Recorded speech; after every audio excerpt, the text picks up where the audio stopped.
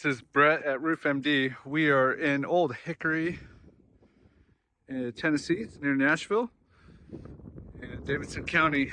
This homeowner had a roof leak, which shows holes on the ceiling. And climbing up on the roof, you can see they have a 3-tab shingle roof. It's actually newer. It's in pretty decent condition. Slightly sloppy install. You can see some of the courses, they didn't quite properly overlap. These shingles should be coming down past that turn in the key there. You shouldn't see the shadow. So a little sloppy. You can see some kind of funky angles, but overall the shingles are in good condition. The adhesive strips are adhered. I can't really lift up the shingles too much. But the biggest things in this area, these 2 pipe boots, they do have a high tendency to leak. So most likely that's the cause of the leak here.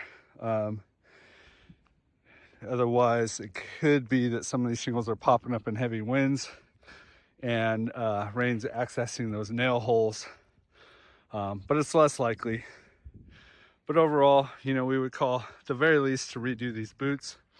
Maybe just re-roof this area just because it's a little sloppy work with the overlaps.